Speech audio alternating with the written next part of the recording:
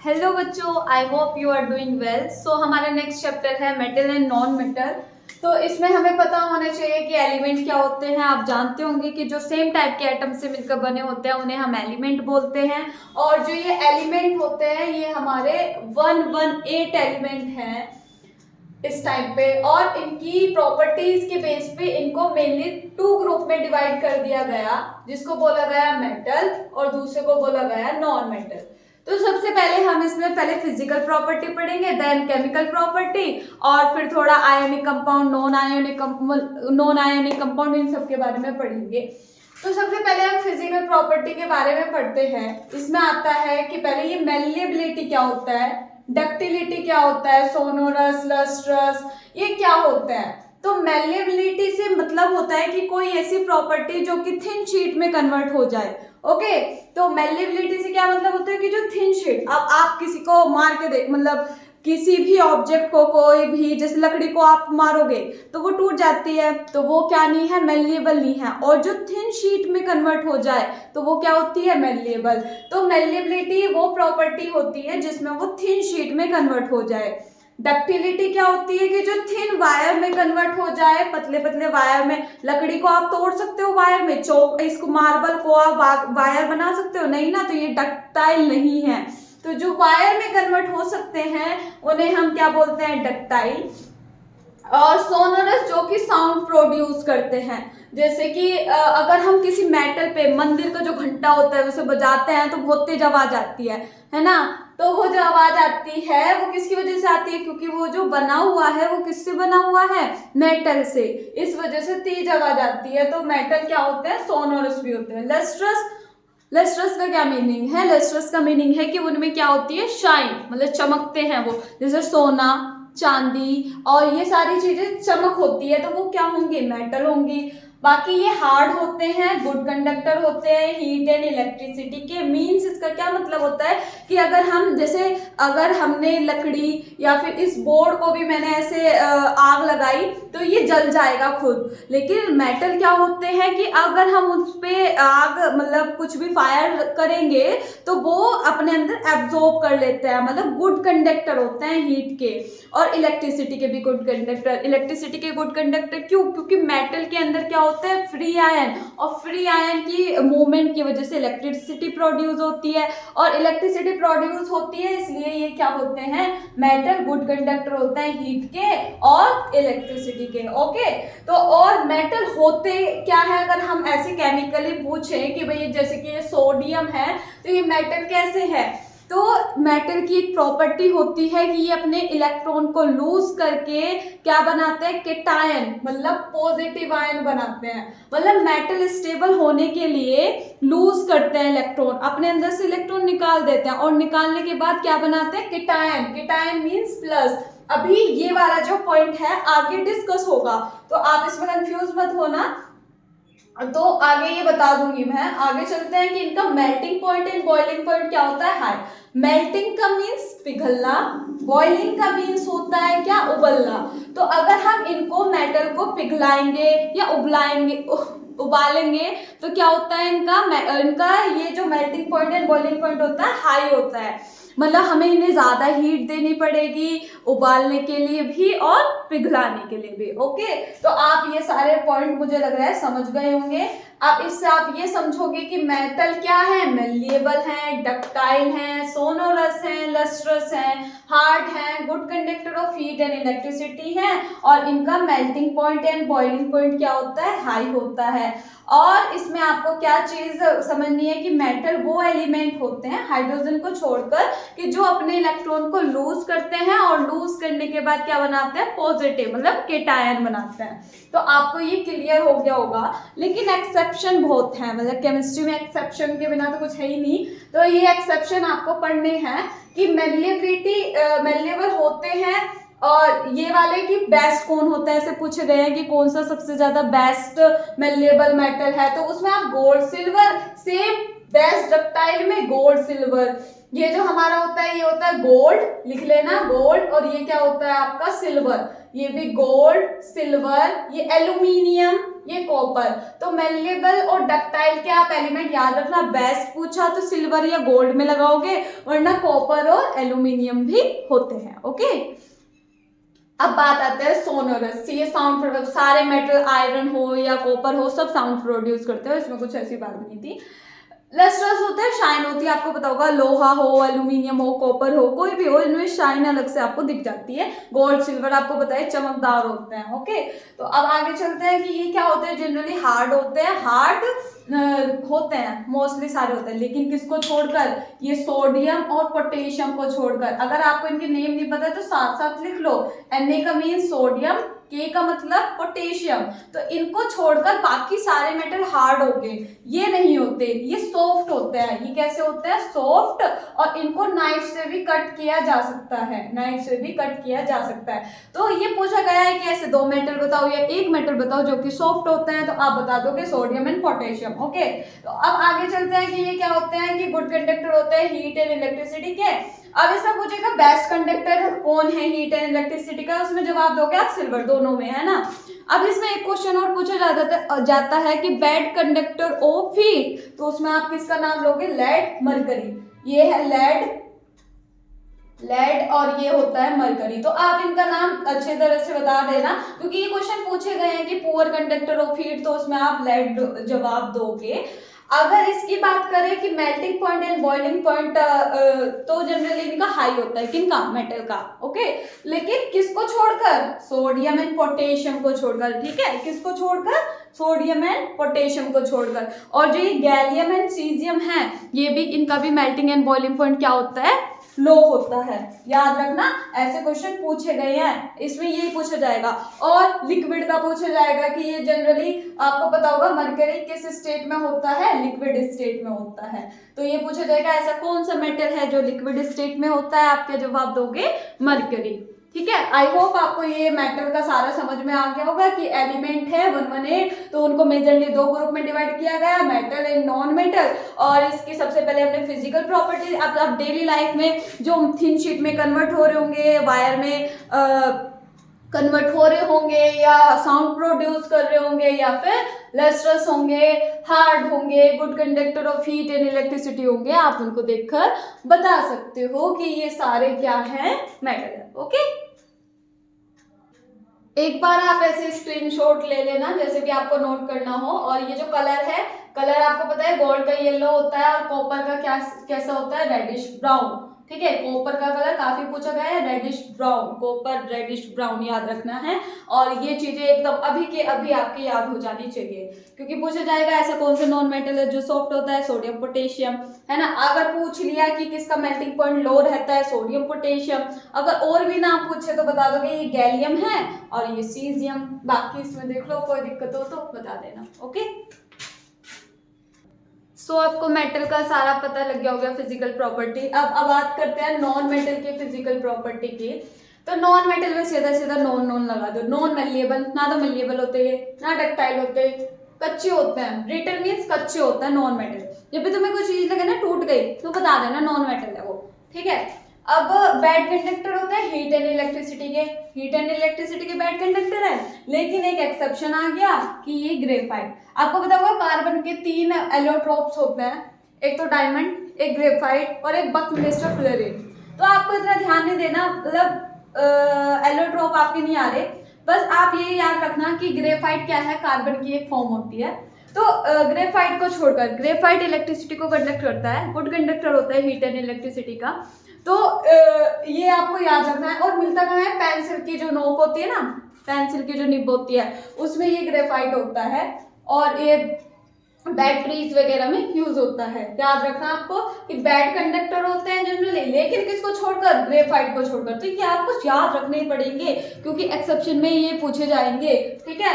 अब सारे non lustrous होते हैं, चमक किसी में नहीं होती, लेकिन आयोडीन को छोड़कर, ये क्वेश्चन आएगा तो आपको बताना है इस आयोडीन को छोड़कर सारे क्या होते हैं, सारे नॉन लस्ट्रस होते हैं, लेकिन आयोडीन लस्ट्रस होता है। सारे सॉफ्ट होंगे डायमंड को छोड़कर, डायमंड आपको पता है हाई वो होता है टफ, ठीक है, हार्ड होता है। ये सॉलिड, लिक्विड, गैस में नॉन मेटल हमें मिलते हैं। सॉलिड में कौन कौन से आते हैं, कार्बन, सल्फर, फॉस्फोरस, ये लिख लेना अपने आप नाम, कार्बन सल्फर फॉस्फोरस, ये सॉलिड स्टेट में होते हैं। क्या पता ऐसे पूछ ले कि बताओ सॉलिड नॉन मेटल का नाम बताओ, तो उसमें ऑप्शन होंगे, तो कार्बन सल्फर फॉस्फोरस आ गया, उस पर टिक कर दोगे। लिक्विड में आपसे पूछ ले तो इसमें आएगा ब्रोमीन, जो नॉन मेटल लिक्विड होता है वो ब्रोमीन। और ये वाला क्वेश्चन तो बहुत पूछा गया है कि ऐसा कौन सा नॉन मेटल है जो लिक्विड होता है स्टेट में, तो आप क्या बताओगे, ब्रोमीन। ओके, तो अब गैस आपकी कौन सी होती है, ये हाइड्रोजन, ऑक्सीजन, नाइट्रोजन, क्लोरीन, ये बाकी क्या होती है, गैस होती है। सॉलिड पता लग गया, लिक्विड पता लग गया और गैस पता लग गया। अब बात करते हैं इसका, इनका क्या होता है, low melting and boiling point होता है, किसको छोड़कर, डायमंड को छोड़कर। इनका तो जल्दी से पिघल भी जाएंगे, उबल भी जाएंगे, लेकिन किसको छोड़कर, डायमंड को छोड़कर। डायमंड को पिघलाने में, उबालने में, दोनों में टाइम लगेगा, आप ऐसे समझो। तो डायमंड को छोड़कर बाकी नॉन मेटल का क्या होता है, melting and boiling point low. Okay, अब इसका जो कलर होता है, देखो सल्फर का कैसा कलर होता है, येलो, फॉस्फोरस का होता है व्हाइट और रेड, और ग्रेफाइट का होता है ब्लैक, क्लोरीन का होता है येलोइश ग्रीन, हाइड्रोजन ऑक्सीजन का होता है कलरलेस। ओके, तो आपको ये आई होप समझ में आ गई हो बातें कि नॉन मेटल में क्या क्या चीजें याद रखनी है। ऐसा पूछा जाएगा बैड कंडक्टर ऑफ, मतलब ऐसा पूछा जाएगा ऐसे नॉन मेटल का नाम बताओ जो कि गुड कंडक्टर होता है इलेक्ट्रिसिटी का, तो तुम बताओगे ग्रेफाइट। ऐसे नॉन मेटल का नाम बताओ जो कि नॉन लस्ट्रस, वो लस्ट्रस होता है, नॉन मेटल का नाम बताओ जो कि लस्ट्रस होता है, तो आयोडीन। और आपसे अगर पूछा क्या कि ऐसे नॉन मेटल का नाम बताओ जो लिक्विड होता है, तो आप क्या बताओगे, ब्रोमीन। ओके, आई होप ये आपको अच्छे से हो गया होगा, स्क्रीनशॉट ले लेना या जैसे भी आप लिख रहे हो तो लिख लेना। अब इससे आगे चलते हैं। बाकी एक और बात, जैसे कि हमने अभी पढ़ा था कि जो मेटल थे वो इलेक्ट्रॉन को लूज करते हैं, मतलब वो तो दान दे देता है, मेटल क्या करते हैं, इलेक्ट्रॉन को निकालते हैं स्टेबल होने के लिए, ठीक है। ये जो नॉन मेटल होते हैं ये गेन करते हैं इलेक्ट्रॉन, गेन इलेक्ट्रॉन किस लिए, ये क्या बनाता है, एनायन बनाता है। फॉर एग्जाम्पल अगर मैं Cl की बात करूं तो Cl को एक इलेक्ट्रॉन चाहिए अपने आप को स्टेबल होने के लिए, Cl को एक इलेक्ट्रॉन चाहिए अपने आप को स्टेबल होने के लिए, तो ये एक इलेक्ट्रॉन ले लेता है तो और क्या बना लेता है, Cl माइनस। तो जो नॉन मेटल होते हैं वो क्या करते हैं, इलेक्ट्रॉन को गेन करते हैं और क्या बनाते हैं, एनायन। Anion means minus. तो नॉन मेटल हमेशा इलेक्ट्रॉन को गेन करेंगे और मेटल हमेशा क्या करेंगे, लूज करेंगे। मेटल हमेशा इलेक्ट्रॉन को निकालेंगे, लूज करेंगे, लूज करने के बाद केटायन बनाएंगे, और नॉन मेटल हमेशा इलेक्ट्रॉन को गेन करेंगे और गेन करने के बाद क्या बनाएंगे, anion. Anion means negative. Okay, so हमने अब फिजिकल प्रॉपर्टी पढ़ ली मेटल और नॉन मेटल की। अब हम आते हैं किस पे, केमिकल प्रॉपर्टी ऑफ मेटल, ठीक है। तो अगर आपने ये ध्यान से देखा तो आपको सच में कोई प्रॉब्लम नहीं होगी, आप बिल्कुल एक एक चीज ध्यान से समझना, रिएक्शन सीख जाओगे करनी जो भी आपके एग्जाम में आएंगी। तो मेटल जब ऑक्सीजन के साथ रिएक्ट करता है तो वो क्या बनाता है, मेटल ऑक्साइड, ठीक। और ये जो मेटल ऑक्साइड होता है, याद करो एसिड बेस वाली वीडियो, तो बेस क्या बताए थे, जो मेटल ऑक्साइड होते हैं और जो हाइड्रोक्साइड होते हैं, metal oxide metal hydroxide base होते हैं, तो ये क्या होंगे, बेस हैं। और बेस है तो ये किसको चेंज करेंगे, रेड लिटमस को ब्लू में चेंज करेंगे। इतनी बात समझ आ गई। अब ये मैंने कुछ मेटल लिखे, ये है पोटेशियम, ये सोडियम, ये मैग्नीशियम, ये aluminium, zinc, iron, copper. Okay, तो अब इनके रिएक्शन करते हैं। अब ये कैसे होते हैं, इसने बोला मेटल ऑक्साइड बनाएगा, मेटल लिख दिया और ऑक्साइड मीन्स ओ लिख दिया। अब बट इनके फॉर्मूले आपको याद होने चाहिए। यहाँ पे फॉर्मूले याद नहीं, वैलेंसी से बनाए जाते हैं। इसकी वैलेंसी कितनी होती है 1 और इसकी कितनी होती है 2, तो 2 इधर जाता है 1 इधर, तो यहाँ पे आ जाता है K2O, ये बन गया हमारा पोटेशियम ऑक्साइड। सेम इसी तरह से ये क्या होगा, N2O। वैलेंसी से ये फॉर्मूले बनते हैं, 9th में सीखी होगी आपने वैलेंसी कैसे निकालते हैं, तो उनसे फॉर्मूले बनाने भी 9th में सिखाए गए थे। सेम इसी तरह इसमें क्या बन जाएगा, ये MgO, क्यों बन गया, इसकी वैलेंसी भी 2 है, इसकी भी 2, इससे ये कैंसिल, तो बन जाएगा MgO।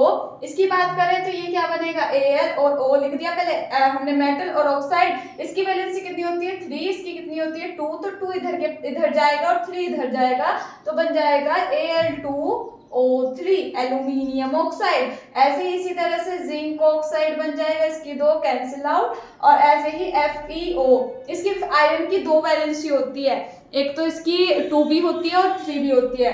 2 के अकॉर्डिंग बनेगा आयरन ऑक्साइड और 3 के अकॉर्डिंग क्या बनेगा, अगर हम आयरन ऑक्साइड ऐसे लिख दें और इसकी 3 तो क्या बन जाएगा हमारा ये Fe2O3, ये बन गए। तो इसके ऑक्साइड के 2 आपको नाम देख सकते हैं। बाकी ये कॉपर ऑक्साइड का क्या बनेगा CuO, मतलब इसकी भी 2 वैलेंसी, इसकी भी 2 वैलेंसी कैंसिल आउट। इनके नाम देख लेना, potassium oxide, sodium oxide, magnesium oxide, aluminium oxide, zinc oxide, iron oxide, copper oxide. Okay, ये आपको अच्छी तरह हो गया होगा। अब बेसिक ऑक्साइड होता है हमने पढ़ लिया, लेकिन इसमें जो एल्यूमिनियम ऑक्साइड और जो जिंक ऑक्साइड होते हैं, ध्यान से समझना, एल्यूमिनियम ऑक्साइड और जो जिंक ऑक्साइड होते हैं ये किस नेचर के होते हैं, ये होते हैं एम्फोटेरिक नेचर के। किस नेचर के होते हैं, एम्फोटेरिक नेचर के। इसका मतलब क्या होता है कि ये एसिड के साथ भी रिएक्शन देंगे और ये बेस के साथ भी रिएक्शन देते हैं, एसिड के साथ भी रिएक्शन देंगे, बेस के साथ भी। इनमें हमें क्या पता है, ये वाले ऑक्साइड क्या होते हैं, सिर्फ बेसिक नेचर शो करते हैं, लेकिन ये जो स्पेशल है ये दोनों एल्यूमिनियम ऑक्साइड और जिंक ऑक्साइड एम्फोटेरिक होते हैं। एम्फोटेरिक मींस इनका एसिडिक बिहेवियर भी होता है, बेसिक बिहेवियर भी होता है। इसको रफ करने के बाद बताऊंगी इसकी रिएक्शन कैसे होती है। अभी एक चीज और समझो, जैसे कि ये potassium oxide, sodium oxide, magnesium oxide को अगर हम पानी में डालते हैं, इनको अगर पानी में डालते हैं तो ये हमारे क्या बनाते हैं, अगर देखो इधर देखो, अगर हमने इनको पानी में डाल दिया तो ये बना देते हैं हमारा KOH, मींस ये एल्केली बना देते हैं। सेम इसी तरह हमने ये Na2O को अगर पानी में डाला तो ये क्या बना लेगा, NaOH, मतलब एल्केली बन गया, एल्केली मींस बेस बन गया। और ऐसे ही मैग्नीशियम क्लोराइड मैग्नीशियम ऑक्साइड को अगर हम पानी में डालेंगे तो सिर्फ ये क्या बना देगा, MgOH का होल्ड वाइज। ठीक है, ये आपको समझ में आ गया होगा। तो ये चीजें आप याद रखना कि जो ये वाले और सारे वाटर में सोल्यूबल होते हैं, मतलब सोल्यूबल नहीं होते। तो हमारे मेनली सोल्यूबल कौन से होंगे, पोटेशियम ऑक्साइड, सोडियम ऑक्साइड और मैग्नीशियम ऑक्साइड। इतनी बात याद हो गई इस प्रॉपर्टी में कि जब मेटल ऑक्सीजन के साथ रिएक्ट करता है मेटल ऑक्साइड बनाता है, वो की बेसिक नेचर का होता है, मतलब रेड लिटमस को ब्लू में चेंज करेगा।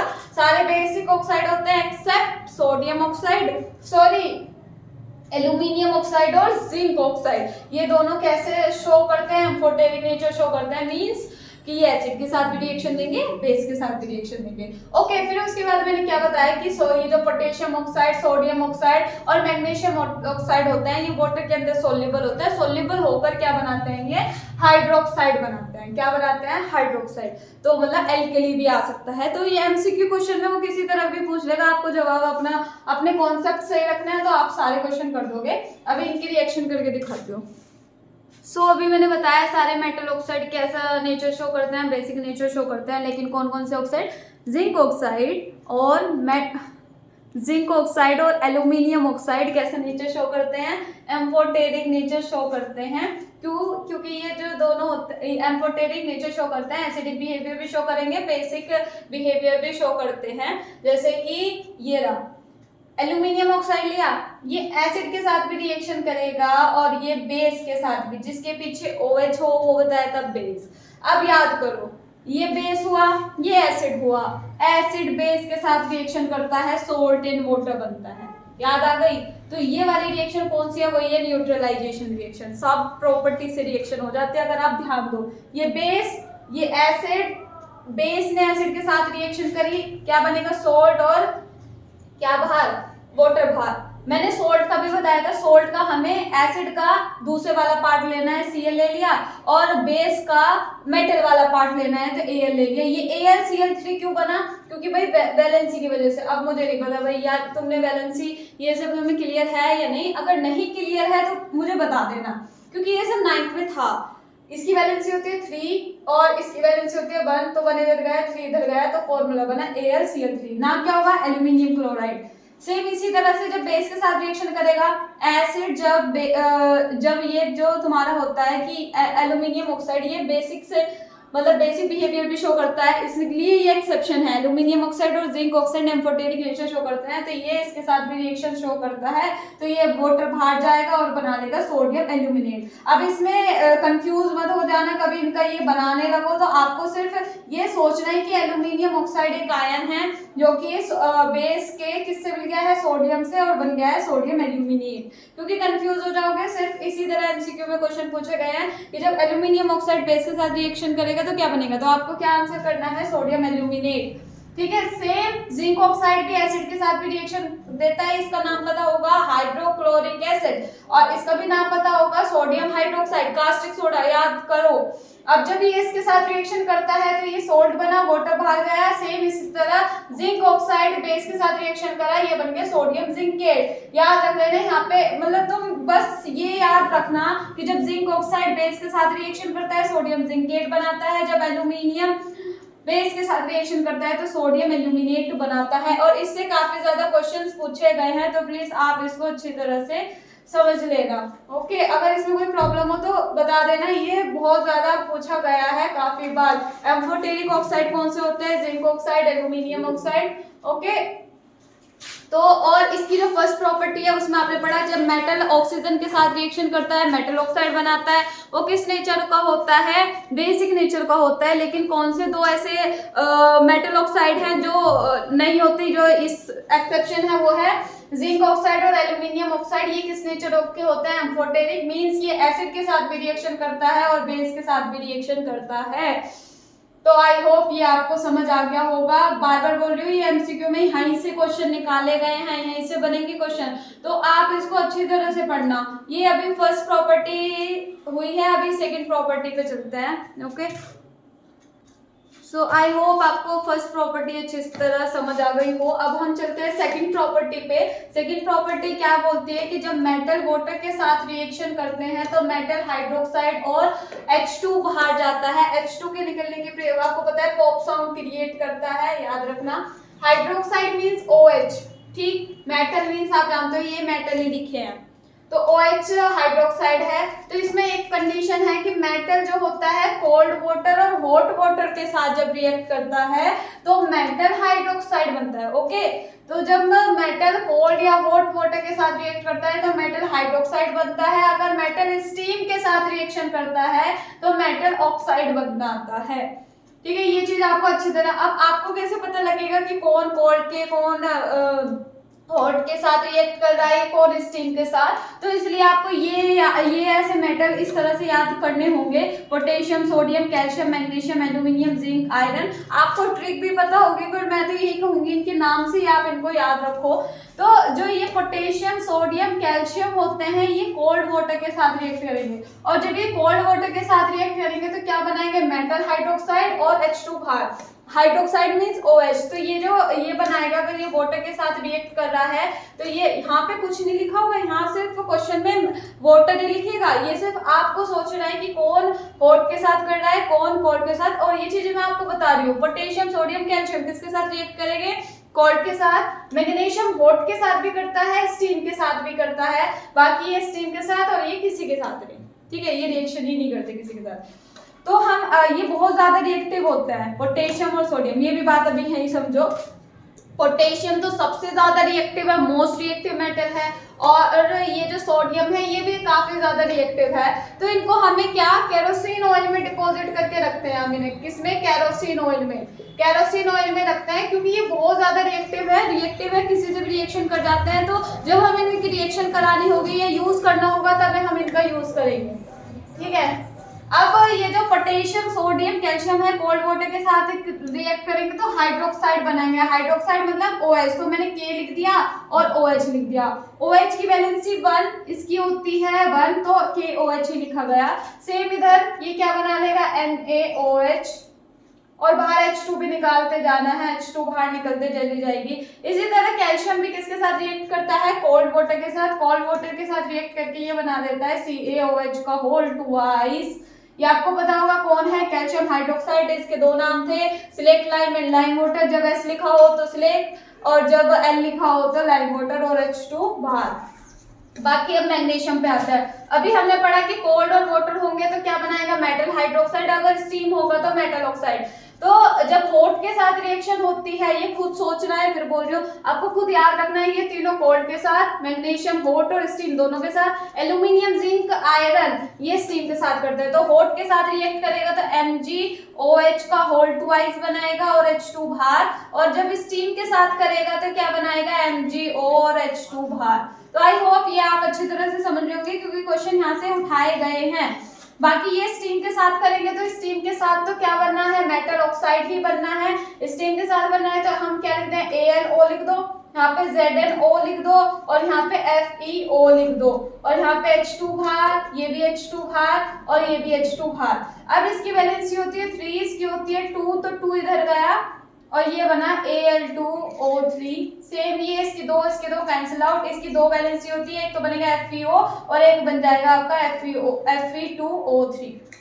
राइट, तो आपको ये सारी चीजें समझ आ गई होंगी। इनका नाम आप बोल दोगे, potassium hydroxide, sodium hydroxide, calcium hydroxide, magnesium hydroxide. क्या चीज याद रखनी है इसमें, हमें याद क्या रखना है, potassium, sodium, calcium cold water के साथ रिएक्शन करके हाइड्रोक्साइड बनाएंगे। मैग्नीशियम हाइड्रोक्साइड भी बनाता है, ऑक्साइड भी बनाता है, और एल्यूमिनियम, जिंक और आयरन सिर्फ ऑक्साइड बनाते हैं, बाकी कोई मेटल इनके साथ रिएक्शन नहीं देता।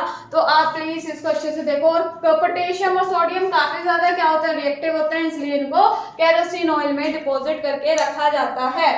ओके, अब नेक्स्ट प्रॉपर्टी पे चलते हैं।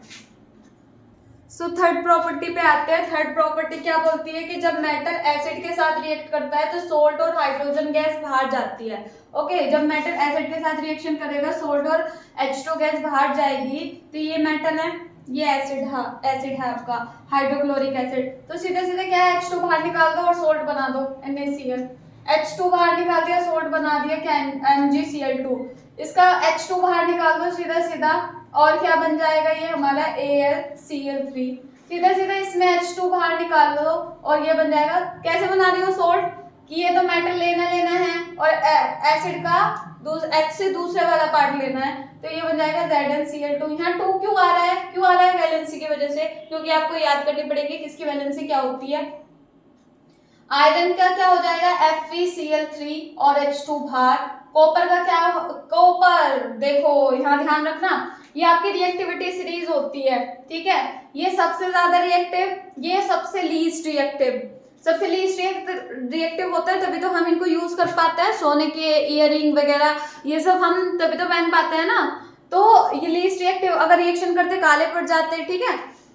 तो इसमें देखो हाइड्रोजन से नीचे है कॉपर, तो मतलब कॉपर जो है वो लीस्ट रिएक्टिव है, किससे, हाइड्रोजन से। तो इसके अंदर इतनी ताकत नहीं है कि ये इसको डिस्प्लेस कर पाए, ये इतना पावरफुल नहीं है, तो यहाँ पे क्या होगी, नो रिएक्शन। और यहीं पे आपको वो घुमा सकते हैं, वो इसी तरह से मेटल, ये कॉपर की तो बहुत बार देंगे, वो देख लेना कि कॉपर की एसिड के साथ रिएक्शन करा दी और पूछेगा कि क्या बनेगा, ऑप्शन ऐसे देंगे, आप एकदम बना दोगे कि कॉपर क्लोराइड और हाइड्रोजन बाहर। तो ऐसा आपको नहीं करना, आपको ध्यान रखना है कि मेटल कौन सा इस साइड लिख रखा है।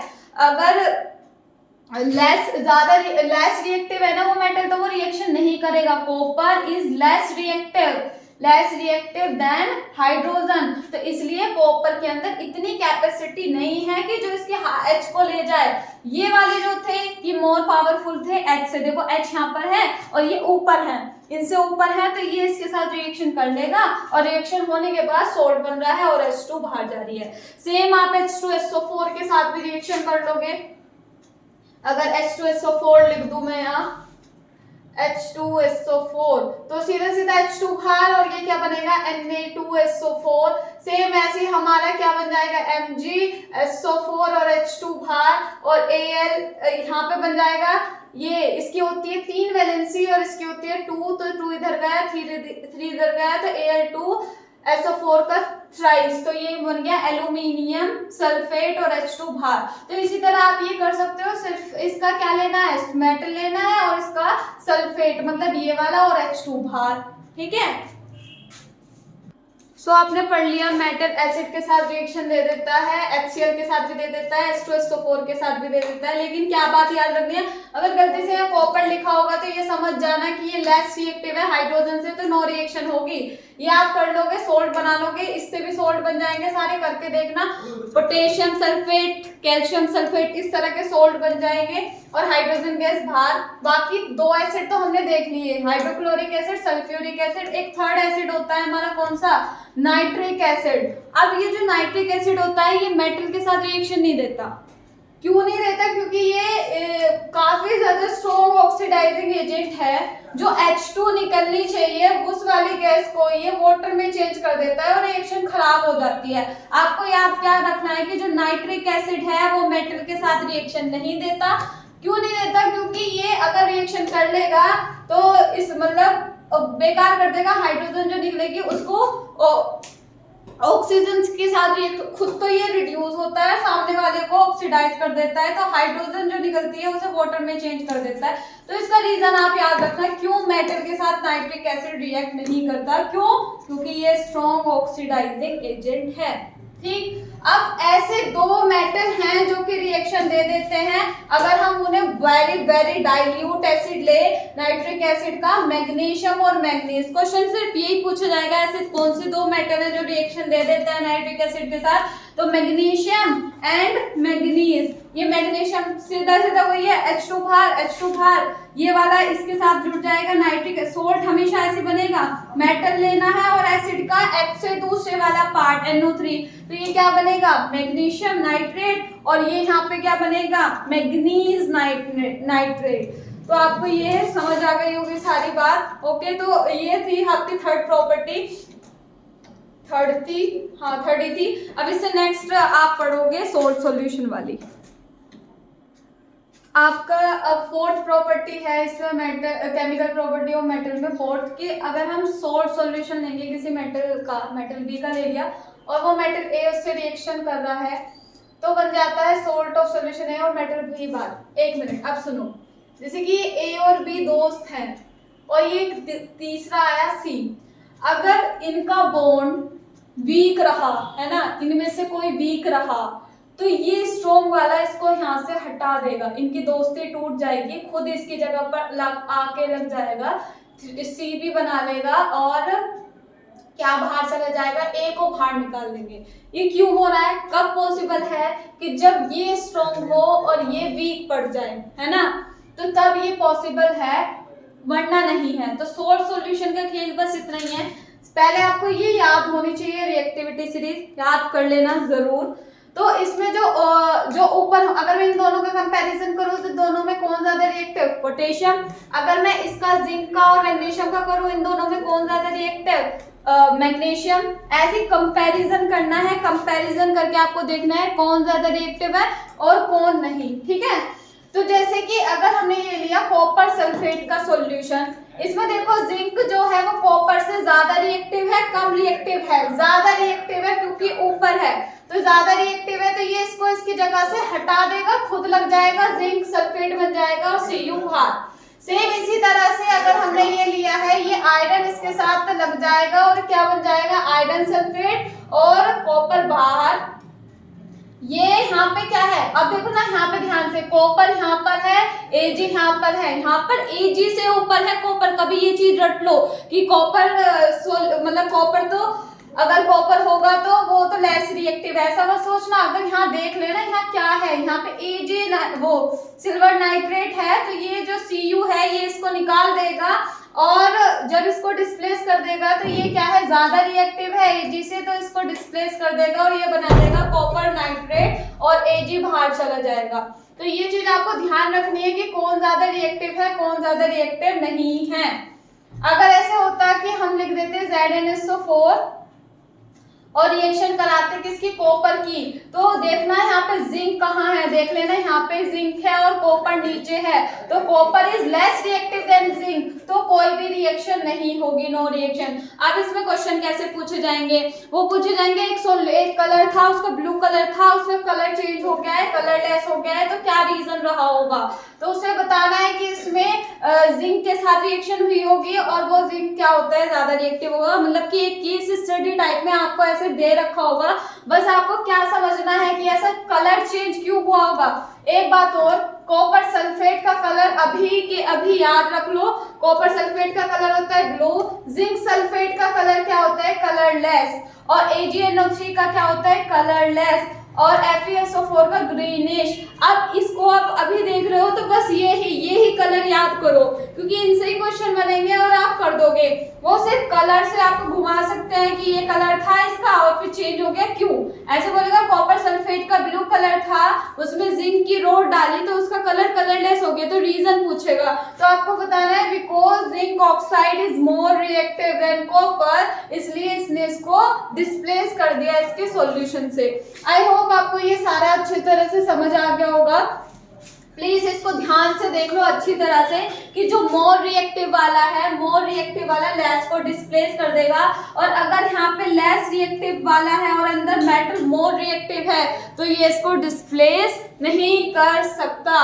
ठीक है, तो ये चीज आपको अच्छी तरह करनी है, इससे काफी इंपॉर्टेंट है ये वाला टॉपिक, तो आप अच्छी तरह से इसे समझना और क्वेश्चन करने की प्रिपरेशन अच्छे से करो। मतलब अपनी जो भी, अगर आपको चाहते हो कि मैं क्वेश्चन भी समझाऊं आपको तो आप मुझे कमेंट करो, और अगर आप मुझे कमेंट करोगे तभी मुझे पता लगेगा कि आपको क्या चीज में दिक्कत आ रही है और आपको क्या चीज समझनी है क्या नहीं समझनी, तो मैं उसका फीडबैक देख के ही आपके दूसरी नेक्स्ट वीडियो बनाऊंगी। तो प्लीज आप मुझे बता देना।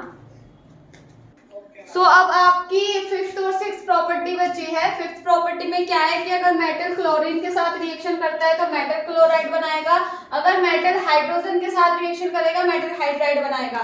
वैसे कोई नहीं है, मैं आगे भी डिस्कस हो जाएगा, बट हाँ इसमें प्रॉपर्टी है तो बता रही हूँ कि जब मेटल क्लोरीन के साथ रिएक्शन करेगा तो मेटल क्लोराइड, मेटल लिखा, क्लोराइड मतलब Cl लिखा, वैलेंसी के अकॉर्डिंग फॉर्मूले बनते हैं सेम, इसलिए मेटल लिखा Cl लिखा, यहाँ पे 2 क्यों आया क्योंकि इसकी वैलेंसी की वजह से। सेम ये सोडियम हाइड्राइड बन गया, कैल्शियम हाइड्राइड बन गया। तो ये किस नेचर के होता है, आयोनिक। अब आयोनिक और कोवेलेंट वाला कॉन्सेप्ट आगे है, जो नेक्स्ट वीडियो आएगी उसमें मैं ये सारा आपको क्लियर कर दूंगी। अभी के लिए मैं आपको ये बता दूं, आयनिक कंपाउंड बनते हैं कि जब एक मेटल हो और दूसरा नॉन मेटल, तो मेटल और नॉन मेटल के बीच में जो बॉन्ड बनता है वो कौन सा बनता है, आयोनिक। तो आपको ये याद रखना कि आयोनिक बॉन्ड या आयोनिक क्लोराइड या आयोनिक हाइड्राइड कब बनेंगे, कि जब एक मेटल हो दूसरा नॉन मेटल हो। ये आगे डिस्कस होगा। तो इस वीडियो में आपको सारी केमिकल प्रॉपर्टी डिस्कस हो गई है। अब इसके बाद क्वेश्चंस की प्रैक्टिस करना, और आपको अगर अच्छी लगी हो तो प्लीज सब्सक्राइब वगैरह कर देना। ठीक है, और नेक्स्ट वीडियो में मिलते हैं।